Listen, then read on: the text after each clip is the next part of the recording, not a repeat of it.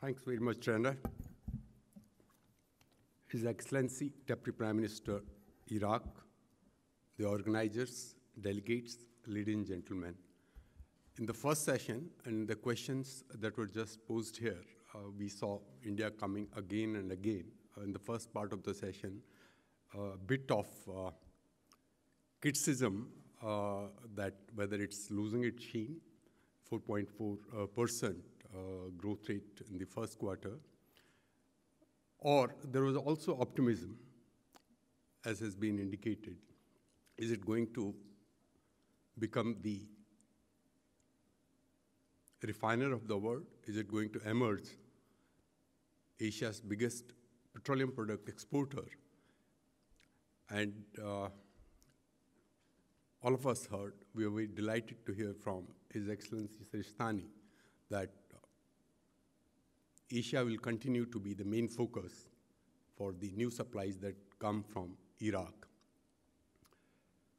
But while this optimism is also there, there is truth that last year, 2012-13, India, which has been seeing a growth rate of close to 9% for the last 5 years and close to 8% for the last 10 years.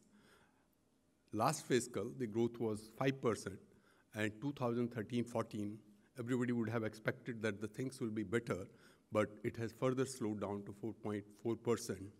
The central question before us is this going to continue? Is this the end of this story? And that's what we saw in the beginning. So this is one of the questions when we talk about the energy challenges or India's future energy challenges, perhaps I will attempt to dwell upon. If you look at the long-term analysis, and I was talking to some of the colleagues during the coffee break, that some of my panelists also and some other delegates, that when times are bad, Indian currency, which has seen huge depreciation, and we think that, this story is going to end, it's not going to be controlled. But I'm reminded of one of the analysis which I came across. We had almost, if I remember correctly, I'm just remembering from my memory, in 1966, that time the currency was not a free float. It was a managed currency pegged to the US dollar. The government of the Prime Minister Indira Gandhi decided to depreciate the currency, and almost a huge depreciation of 56%. Later, in the late 80s, there were another dose of depreciation of the currency, and we have seen in 2013, again, the currency plummeting down more than 15%, 14-15%. But these are the times of pain, as is India going through pain as far as the currency is concerned. But if you look at the long term, and we heard the two economists also looking at the long-term scenario, if you look at the analysis, in 1966, whether it is post-1990s, immediately after these shocks, when there were a lot of criticism, if you look at the growth rate, the GDP growth rate, they have picked up. So the question to think about is that is this the end of this story? Or this is a self-correcting mechanism in a thriving democracy where you allow things to happen, it corrects over a period of time, and perhaps, maybe, I have no answer, perhaps the economists or the future will decide whether it is a self-correction of the Indian currency to the level that will enable it to boost its exports, that will lead ultimately in the years to come, if the government is to take the decision right, lead its economy to grow even at a faster rate. So we need to think about this. So this is the other side of this story. We could be thinking in the immediate short term, yes, there are problems. If the government takes things right decisions are taken. And we have already seen the rupee to dollar, which went up to as low as 68 rupees to a dollar, it is currently around 62 with some of these steps. And I heard that the new governor of Reserve Bank of India was commended also for taking some of the decisions even here during the discussion. if the GDP continues to grow, I was talking 1971 to 2011 data, Institute of Economic Growth in India, which has done the analysis of the future product projections, petroleum product demand in future 2025. They have studied the trend period over 1971 to 2011, tried to establish some of the empirical relationships and project for the future.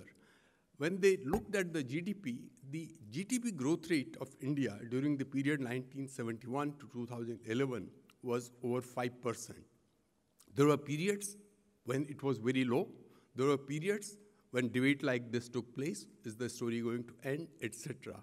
But if you look at the long-term history, it's not that we have not had the crisis, we have not had the difficulties many years, and even at that time, today India is at least self-sufficient in food production.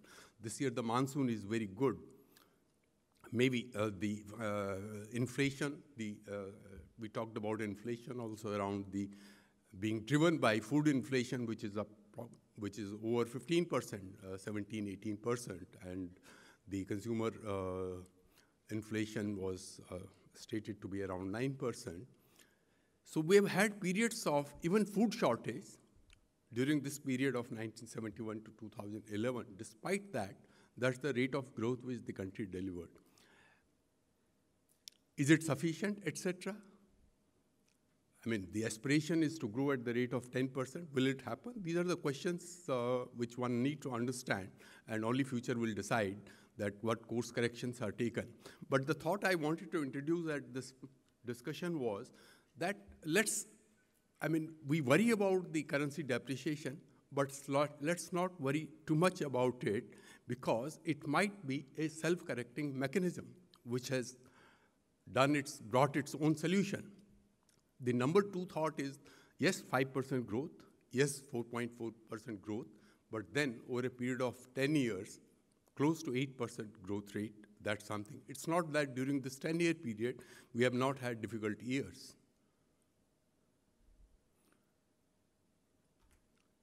So the thought I am trying to introduce is that, yes, the governments, and some of the answers we got, all of us got, were more or less in the majority, that the governments need to brace up when times like this come, and they simply cannot be silent spectators at what's happening, and somebody said, it forces the politicians of the day who are sitting in the positions of policy decisions to take those actions so that the correction takes place. But when we think of the energy, what happens? GDP, if the GDP continues to grow at the rate of 7, 8, 9%, which has been the case in the past, it also increases the demand for petroleum product. And the country, which is home to almost 16% of population, world population, is already consuming around 4%, close to 4% of the total energy, and around 4% of the oil consumption. Whereas its production is approximately, as far as the oil production is concerned, it's only 1%. The reserves, the known reserves so far of both oil and gas, may be 0.5 to 0.6, between the range of 0.5 to 1% at best.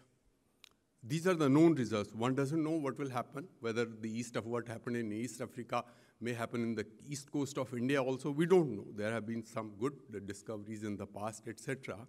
But still, a lot of exploration work has to be done. What this does, the GDP growth rate, what it does, it creates new demand for energy products. It creates, and if there is a huge new demand which is coming, the country last year imported 184 million ton, which is approximately 3.7 million barrels per day of oil, crude oil. Its own consumption was approximately 155 million ton, which is approximately 3.2 or 3.1 million barrels per day. With production of less than 1 million barrels, around 866,000, if I am correct, per day of crude oil production, and reserves at such a low level and consumption already being high, if this GDP rate of 7%, 8%, or 9% is to continue in future, there is going to be huge demand. So what's the challenge before the government? What's the challenge before the country?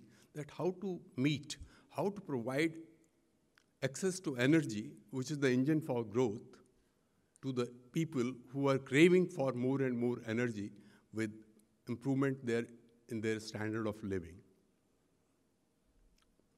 So GDP growth is good, it improves the incomes, it creates more demand, but the country's problem is that it's not so well endowed. Is that a problem? That's the second thought. Is that a problem? We heard His Excellency Sistani saying, and already, I mean, my company, Indian Oil Corporation, is the biggest buyer of crude oil from Iraq. We have been traditionally buying Basra crude, and it's delighting for us to know that the production, all of you said that it will be at least 5-6 million barrel. His Excellency believes it could be 9 million barrel. So that's a good news for us. The short point is that as far as crude oil is concerned, it's available, if not in India, if not in the consuming markets, it's available somewhere else. The shale oil, tight oil, or shale gas or tight gas phenomena, which everybody voted to be the #1 game changer, which happened, is another good thing which has happened to the world.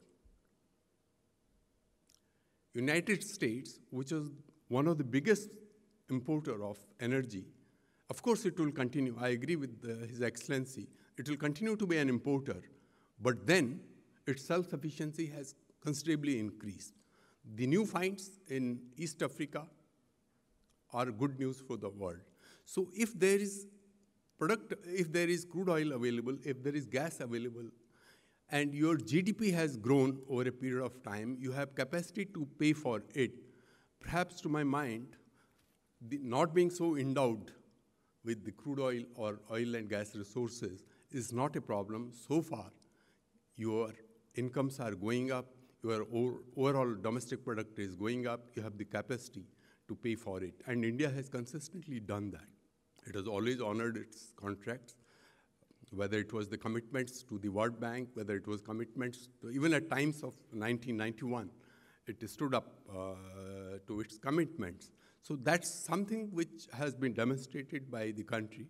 And I would tend to believe that while the demand is going, the GDP will continue to go, the product demand will grow, the country being not endowed with oil and gas resources, it will be able to meet or provide the energy resources to its. Let me now also look at the other dimension. When we talk of oil and gas, India, I mean, it's the contribution of oil is around 38% and maybe gas in the overall energy basket of India, and gas will be around 8%. Of course, gas is slated to go up. There is a large dependence on coal, which is about 53% or 52%. When we look at all the sources of primary energy, we tend to believe India is importing around 75 to 78%, let's say 75 to 80% of crude oil. But when we combine all the energy sources, all that goes into the primary energy basket, the country is self-sufficient, and all projections say that it will be self-sufficient to the extent of 70%. So if you look at the total basket of primary energy, the country's imports are only 30%.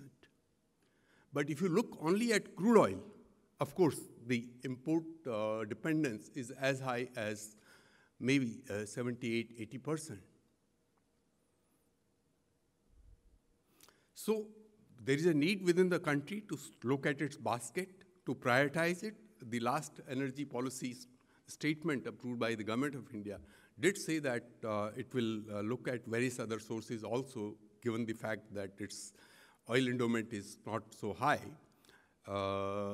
Actions have been taken, maybe on the coal front. Of course, again, there is some kind of a haziness around the coal mining, etc., but I'm sure over a period of time, this haziness will get removed, because if there is a demand for more resources, and you can't stop the aspiration of the people from growing.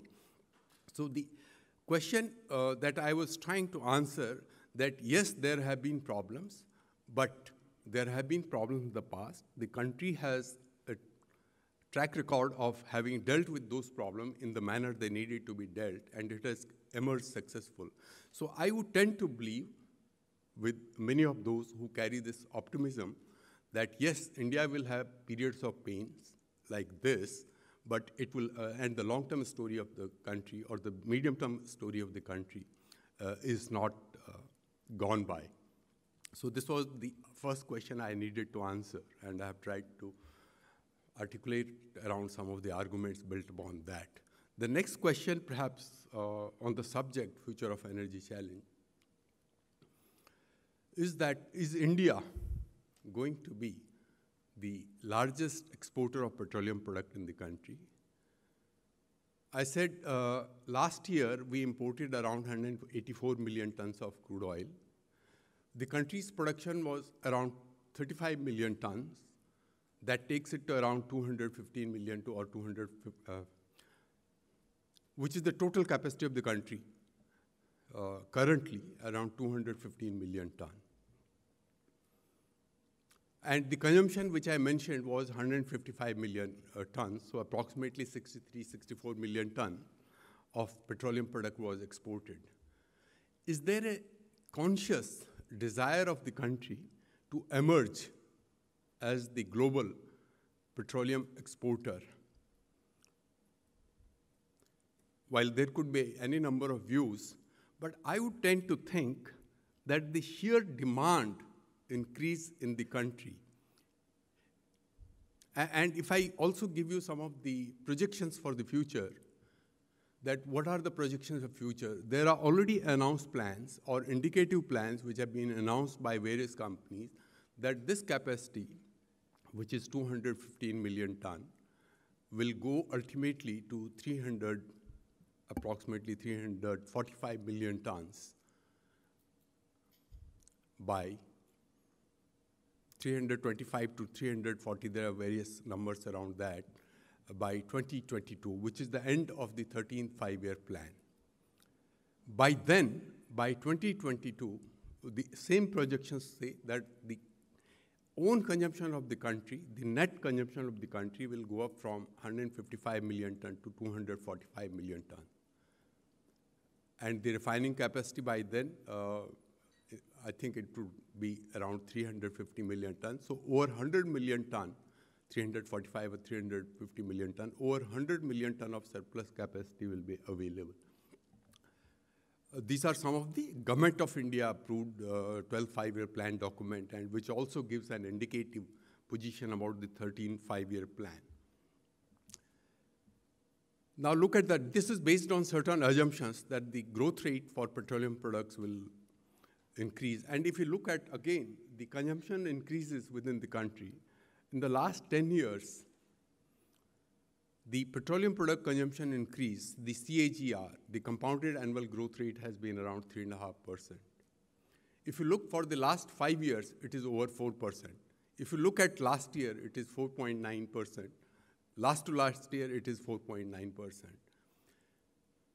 And the consumption increase is largely driven by the transportation fuels. And somebody said that instead of riding a bicycle, we just heard those comments, people will be riding the motorbikes, which is already happening. The per capita consumption of India, per capita consumption, is about 0.45 ton of oil equivalent, which is almost 1/4 of 1.76 ton of oil equivalent for the world. And I mean, if you say it's a fraction of what it is for the OECD countries and other countries, this is bound to go up. When GDP grows, people's income grow, they're bound to demand more energy. So that's again going to push the production, demand for product. The CAGR, if you look at the, and let me also, the other trigger could be the automobiles. And I was looking, I have some numbers which are again based on certain analysis carried out. during the period, India, the per thousand population, per thousand has only 11 passenger cars in the country. Per thousand people, only 11, whereas the world average is 127. By 2035, this is going to be 115 when the world average will be 206 cars or passenger vehicles per thousand. But if you look at the compound annual growth rate, I find that 10.4% is the compounded annual growth rate of India, which is the highest. China is 7.4%, the next. And the world average is 2.8%. So that's the incremental growth. The highest incremental growth is happening around this. If you look at the commercial vehicles again, which carry goods and commodities,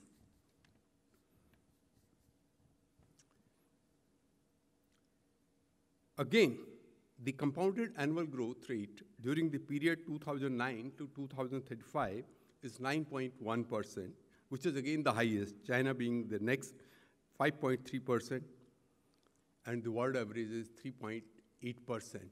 If this is going to happen, and already the motorbikes, etc., if you go to the villages in the countryside in India, I mean, people had the bicycle, they have either SUVs or they have the motorbikes with them.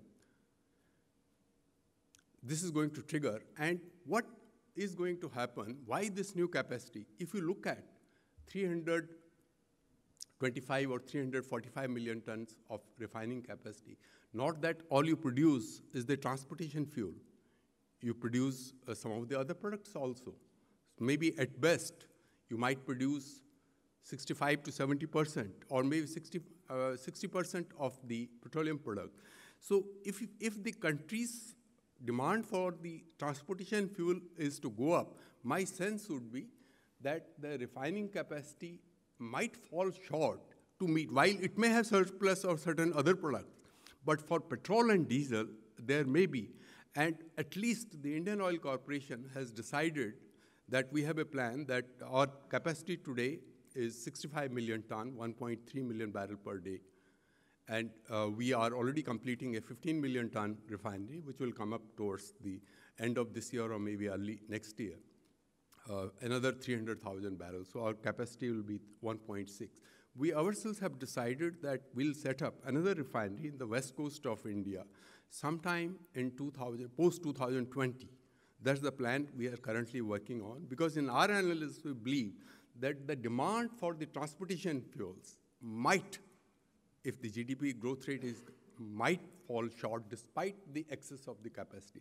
And the other aspect around the exports is that it's not that most of the refineries, out of 20 refineries, it is only the export-oriented refineries, the export-oriented refineries of Reliance and some of the private sector. The export-oriented refineries, by the very nature, they were set up to export, and these are the out of 63 or 60 million tons of petroleum product that is exported. The public sector, Mr. Fishraki knows it well, the public sector companies hardly export. They dominate. Indian Oil itself commands 50% of the market share of the petroleum products in the country, and the other companies command another 23 each, two other major companies. So I would tend to think on the main question that perhaps rather than becoming the refiner, which was the heading given here, India's growth on the refining sector would be largely to meet its own petroleum demand. So I think my time is coming to end, so I'm getting signals also. So I'll end with these arguments, and thank you, all of you, for listening very patiently to me.